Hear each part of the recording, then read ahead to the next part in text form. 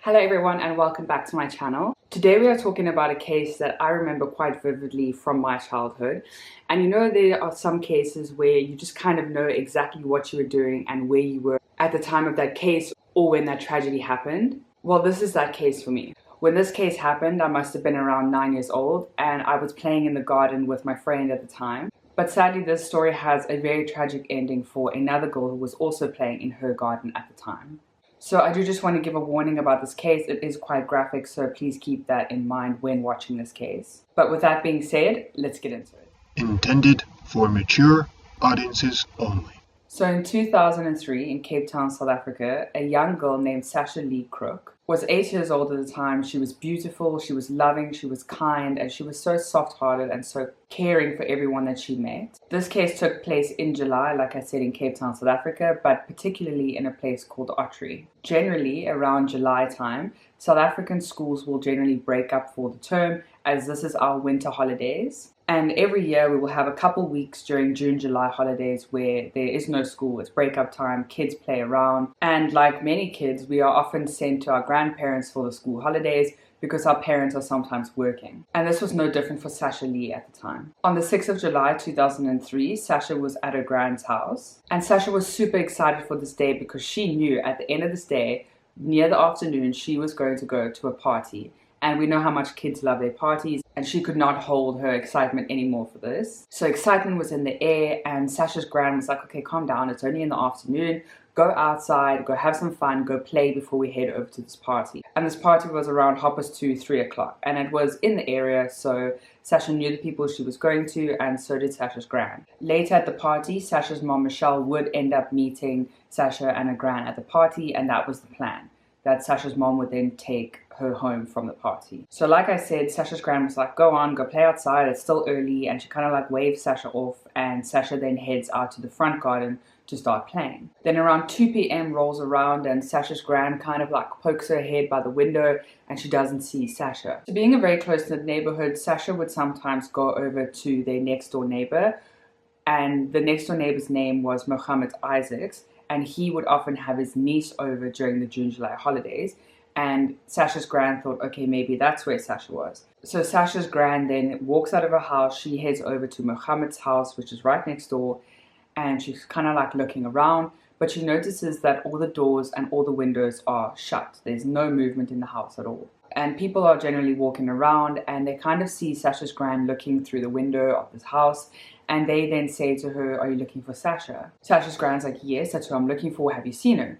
And now the other ladies in the neighborhood are saying, yes, we did see her, but we saw her run around the side of the house and go like through the side and into the back door. That's where they last saw Sasha. So Sasha's gran then heads over to the gate which leads to the alleyway, which will eventually lead to the back door. And she's trying to like open the gate, but it's locked. So Sasha's gran then like peeps her face through the little gap in the gate, and she's like looking, and then she sees Mohammed Isaacs heading out of the back door and walking towards the gate. And he then shouts at the gran saying, Sasha's not here. So Sasha's gran's like, okay, and she heads off because she knows Mohammed Isaacs. She lived next door to him for how many years, and they're all a community. So she didn't think anything of it. She then heads on her way to see if anyone else saw her. So Sasha's gran is busy walking up and down the street calling for Sasha, and more ladies are coming out saying that they saw Sasha with Mohammed Isaacs at around 1:30. They were busy talking to each other. So Sasha's gran kind of thought this was just a coincidence, and then she kept calling for Sasha. And now the ladies of the community started joining in, and a lot of people were calling Sasha's name. But sadly, Sasha was nowhere to be found.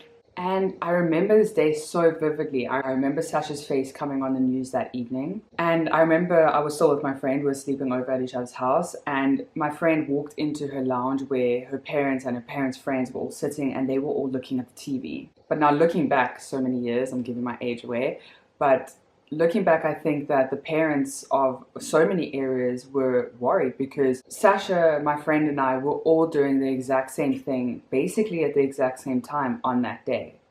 And I think a lot of children do that. They just go play out in the back garden, or they go play out in the street, and you turn your back for 1 second and tragedy like this happens. And obviously this happens all over the world, but Sasha was so young at the time. And I think this case just made a lot of parents very uncomfortable. But that being said, the search for Sasha was hours, which then turned sadly into days. And then on the 14th of July, a security guard named Daniel Geduld was doing his rounds, and he was kind of walking near a sports field at the time, and he's shining his light, he's looking around, and he sees like a really white something. So he goes closer and he sees the white of a skull. He thought that it was a mannequin at the time, but obviously it wasn't. He ran away and he called the police. The police were then swarming the area within minutes, and they then made this gruesome discovery. They found that it was a young child placed in like a black duffel bag with only their head sticking out of the black bag. And they then had to pick this child up and take the child to the forensic pathology where they would determine what happened to them. This is just my warning again, for the next bit is going to be a bit graphic. So after the forensic team was done with their finding, this is what they had to say about what happened to this child in the black duffel bag. The body of the child belonged to a female. She was fully clothed, lying on her side. She had bruises all over her scalp, especially on her neck area. There were also cracks to the skull at the time, which indicated that she had a lot of blunt force trauma to the head. The forensic team thought that maybe she had been kicked in the head, maybe hit with a cricket bat, or that her head had been hit against a wall. They did determine that the cause of death was strangulation, but because she had been in the elements and her head was exposed outside of this bag, dogs had unfortunately gotten to her first before the police had, and they had pulled apart pieces of her scalp. So when Sasha's parents were asked to identify this Jane Doe at the time, they actually had to identify a birthmark that was on the back of her shoulder, and that's how they sadly identified that it was the young Sasha-Leigh Crook. Sadly, the forensic team also discovered that she was most likely still alive when she was hit on the head and when she was strangled. But they did also notice that there was a large cut across her throat, and they kind of were unsure if she was alive at the time that her throat was also cut. Now, the police had a massive task on their hand. There was this young child, Sasha-Leigh, in the middle of a field, and they had no one to suspect at all, until the community that Sasha-Leigh lived in came forth, and they decided that they were not going to let this person in the community get away with it, because it had to be someone that they trusted and they knew, because the gap that Sasha went missing and the time that Sasha's gran actually went looking for her was so short that it could only be someone that this community knew. So many fingers started pointing at Mohammed Isaacs, because remember, a lot of the ladies said that they saw Sasha with Mohammed at around 1:30, and the ladies kept saying they saw Sasha go through the gate of Mohammed's house. So naturally, fingers started pointing at him. The community would not holding back. As soon as the police started doing their patrols in the area and trying to gather information, they were on it. They were like, no, you look at him. So the police are kind of snooping around, and they get towards Mohammed Isaac's house. And literally on the stoop, or the porch where Mohammed Isaac's house was, he's sitting there chilling and fast asleep on the stoop of his house. The police kind of give him a poke, and he's like, oh yeah, waking up. And he looks at the police and he's like, okay, fine. And he just gets in the back of the police van and they ship him off to the police station. Mohammed Isaacs did say that he is not guilty, but then I don't know why he got in the police car and didn't really put up a fight. But he said he wasn't guilty, but police said that they were arresting him on a suspicion of murder of Sasha-Leigh Crook. So yes, Mohammed said he wasn't guilty and he wants a lawyer, but otherwise he kept quiet. And Mohammed was very unhelpful towards this case. He would not give any blood samples, he would not give any DNA or anything like that. And at the beginning of August 2003, Mohammed Isaacs was put on trial for the murder of Sasha-Leigh Crook. At the time of Sasha's murder, she was only 8 years old, and Mohammed Isaacs was 25 at the time. And the courtroom was absolutely packed with Sasha-Leigh's family. They were shouting at Mohammed, they were threatening him, and a lot of the people who threatened Mohammed were taken out of the court. But more people just kept piling in, and they would fill this court and just watch him the whole time. So the trial's going on. There are more photos being shown of Sasha, and Sasha's mom, Michelle, said that she could not look at this. I cannot imagine how devastating it must have been. But she said when photos were showing, she just couldn't look, and she just put her head down. The other people in the court would gasp, and Mohammed would just sit there and just look and be like he was watching TV.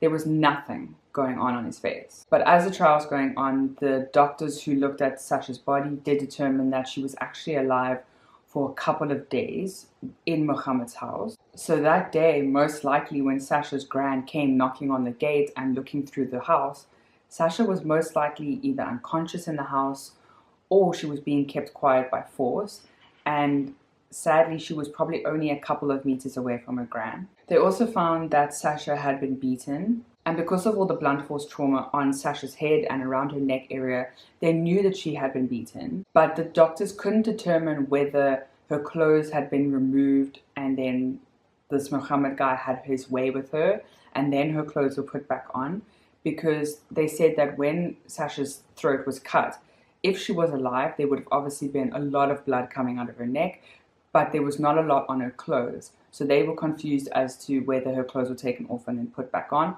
or if Sasha had already passed on when her throat was cut. And that's why there's not a lot of blood on her clothes. But they also couldn't really prove if Mohammed did have his way with Sasha-Leigh. They did notice that there was bruising in that area, but they couldn't prove anything. Unfortunately, she had been dead for too long. And the only thing that Mohammed had said the entire time during this trial was that he was high. So that's his excuse, basically. So the sentencing for Mohammed Isaacs took 2 years. And by the end of August of 2005, Mohammed Isaacs was found guilty and sentenced to life in prison. And in 2010, he did try and appeal his sentencing, but it was denied. So Mohammed Isaacs will probably only be in jail for a couple more years before he is eligible for parole. We don't know if he will get parole or if he will be sentenced for longer, but that is a scary thought that he could be back in society before he's roughly even 55 or 50 years old. Hopefully the courts will make the right decision and we can only sit and wait. But that is the case of Sasha-Leigh Crook. Let me know what you think of this story down below. It is quite a hectic one. I hope that you're all staying safe out there. Please don't talk to strangers, and I'll see you again next week. Bye.